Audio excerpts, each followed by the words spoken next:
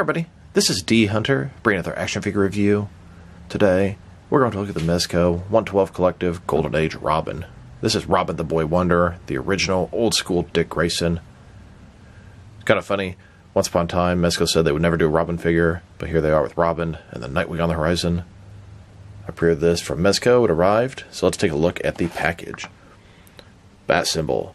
Here's Robin, Swing, and Gotham Skies, old school, bat symbol behind him. Robin, the Boy Wonder, 112 Collective. Here it is, sort of like a comic at the front. One side package, old school Dick Grayson.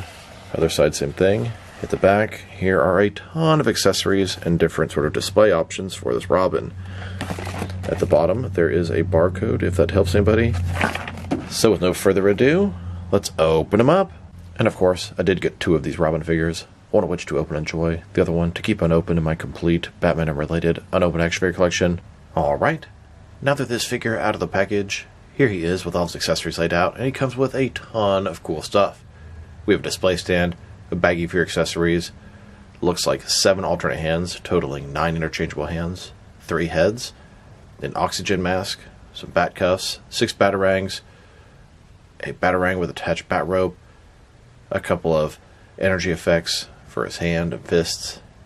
Before I take a look at all that, let's talk about and check out the figure. So this is the Dick Grayson Robin from the old school Golden Age comics. 40s, 50s, hell, he looked this way probably into the 60s as well. Then he became the Teen Wonder in the 70s, left, joined the Titans, became Nightwing, and then we had Jason Todd replace him wearing pretty much the exact same outfit. For many, many years, Mezco said they would never do Robin. They didn't have any interest in doing a Robin character, and now this is the second Robin. They did Damian Wayne, now we're getting the Golden Age version. He looks damn near about perfect, so bright and colorful, just screams old school Robin.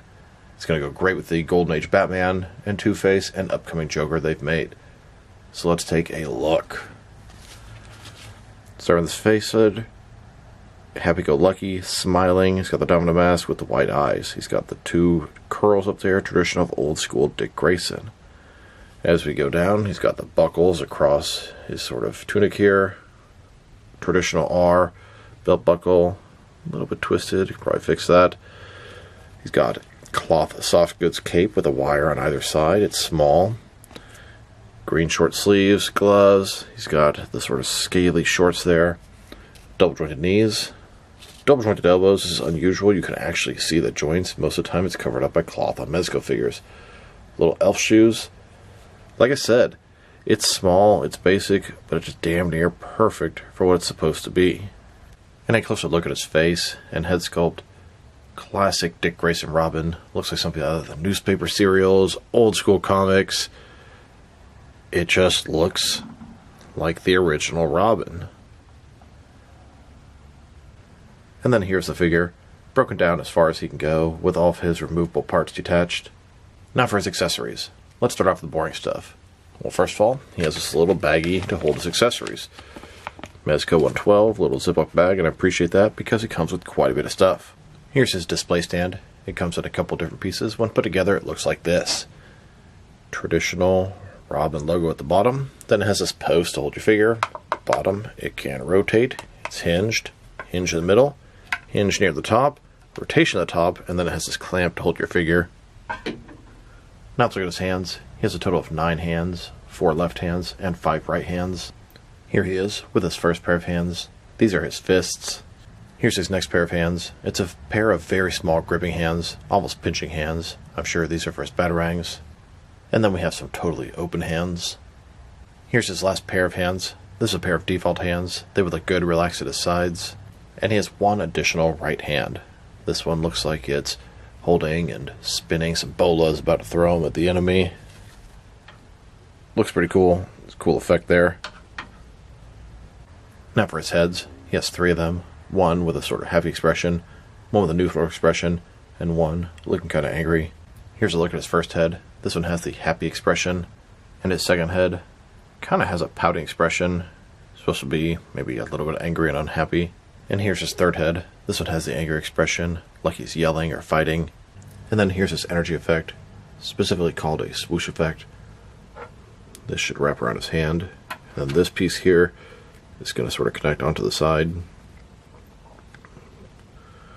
Plug it in. About like that. And that's going to be the point of impact where you hit somebody. I would have not have known that connects to it without reading the instructions. Very helpful for some of the more complex accessories. Here's Robin punching this gangster just like an old school comic panel. Here's the Batarang with attached bat rope. This is how they used to do it in the old days. There wasn't a grapple launcher. Simply throw your Batarang, clip inside of the building, and climb your way up. This thing is a large bendy wire. Here's Robin holding that Batarang. Bendy wire isn't quite what I expected. I tried to wrap it up in a little circle like he had it sort of wrapped up, but it didn't stay that way. Now let's look at his little Batarangs. He has 3 sets. They're all very small. One's done red and black, one green and black, and one yellow. Those yellow ones would probably be pretty nice for a Batgirl. Like I said, pretty small sized Batarangs. They're all made of hard plastic. Here's Robin holding and getting ready to throw the red Batarang, and then holding that green Batarang, and finally with that yellow Batarang. Traditional Robin colors, green, red, and yellow. Here's a look at his bat cuffs. Now a ton of Batman figures go in bat cuffs, but these are exceptional. They're actually hinged. You can open them up, put them around the villain's wrists, and then shut them. The instructions show that you pull off the hands, put the hands around, but no, you don't have to do this. Very, very nice, and it doesn't feel like it's going to break or anything. Still, I'll treat this with care, that's for sure. Here's a look at Robin capturing a gangster with those bat cuffs. And here's his final accessory, his oxygen mask, or rebreather, whatever you want to call it. Allows him to breathe underwater. It's a very small accessory. I love when Batman puts stuff like this on in the animated series, and he's in the comics pretty much throughout the entire Batman history. This thing has a magnet on the inside, as well as a magnet on the inside of what I believe is all 3 of the heads, allowing you to attach it easily. And actually, the smiley head is the only head that does not have magnet in it. Both the other heads have magnets in them, which I guess makes sense. He's not going to be sitting there smiling ear to ear with the rebreather on. And now that we've taken a pretty good look at the figure and all of his accessories, let's check out his height. From bottom to the top of his head, standing at about 5.9 inches tall, which can translate to around 15 centimeters. Most of the figures in line are about 6.5 inches tall. Looking forward to seeing how tall he is next to Batman, and for his articulation. Starting with his head, he can rotate side to side. He can look up and down, pretty good amount. He has articulation at the top of the neck and the bottom of the neck. Can tilt his head from one side to the other. Shoulders on a ball joint goes about 90 degrees. Up, down, around.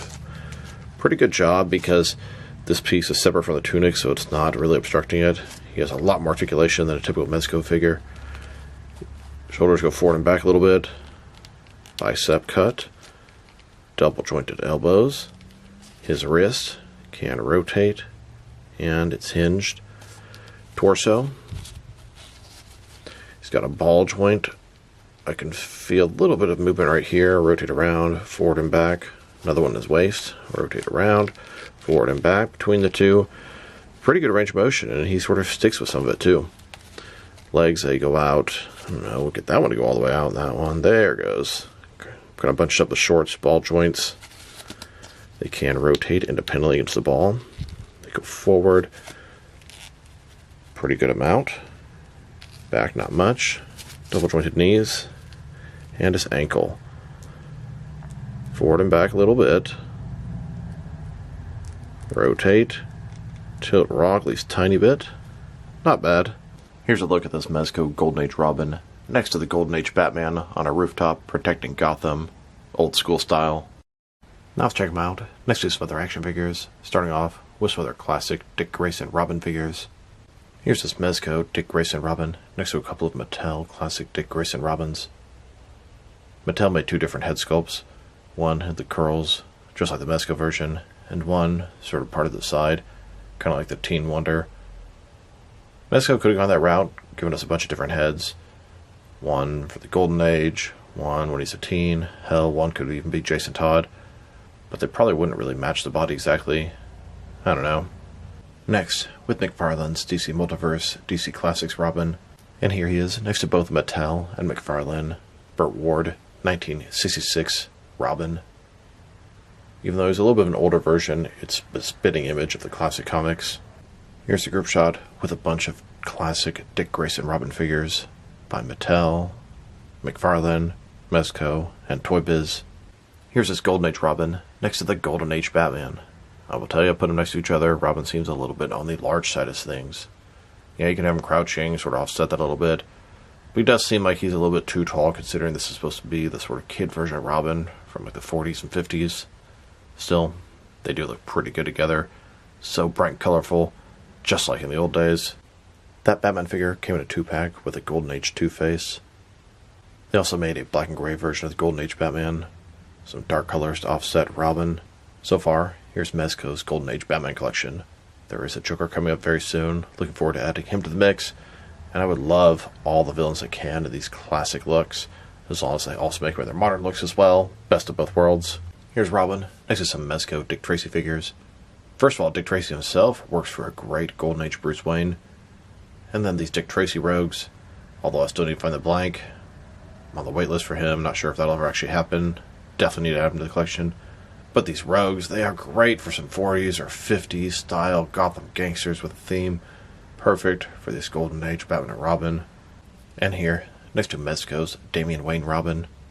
These characters are probably similar ages. I don't know, Damian's like 12 or 14 probably now in the comics. They're very similar size. You have the original Robin in his original look, next to the modern Robin and one of his more modern looks. Here he is, next to several different Mezco Batman figures. And here he is, with several more Mezco Batman figures. Then, next to some different various Mezco Bat Rogues. And now, next to even more Mezco Bat Rogues. Now let's check him out, next to some action figures from different various companies. So we can see how he fits in, both scale and style-wise. In case you want to know which lines you can mix him with. Since he's a Mezco figure, they're typically the 6-inch scale. I'm going to start off my comparisons with some of these smaller action figure lines I collect, and work my larger. Here he is, with some Jazzwares Fortnite figures, and SH Figure Arts action figures. And now, with some Hasbro Marvel Legends, and Mafex figures. Here's Robin, next to a light bulb. And here he is, with some Mattel and Mezco figures. Then, with both some Jazzwares and Mattel wrestling figures. And now, with some NECA and DC Direct figures. Next, with some Diamond Select toys and Jakks Pacific wrestling figures. And finally, here he is with some McFarlane DC Multiverse figures. Overall, it's a very nice Robin figure. My only real complaint is I think he's a little bit too tall. Beyond that, he looks great. The clothing looks good for the most part. Shorts are maybe just a little bit, I don't know, something just a tiny bit off with them. I feel like they should be shorter, although be careful what you wish for. His accessories are just fantastic. So much stuff, so many display options and possibilities. His articulation is also very nice. They did a really nice job separating the cloth on his tunic and his shoulders, allowing him full articulation. And I guess his legs and arms look just a little bit off, a little bit thin, I don't know. You don't typically see the articulation that Mezco has to offer, and it doesn't really look bad. If I were to rate this guy, I don't know, probably 7.5 to 7, that sort of area. He's just a little bit taller than he should be next to the Mezco figures. He actually scales pretty nicely as a small kid Robin next to the McFarlane toys, believe it or not. So this is D Hunter. Thank you for watching this video. If you liked the video, press like below. If you have anything you want to say to the video, add it in the comment section. If you want to see additional action figure reviews from me, press subscribe. I do appreciate when you do that. Once again, this is D Hunter. Thank you for watching this video, and I'll talk to you guys real soon.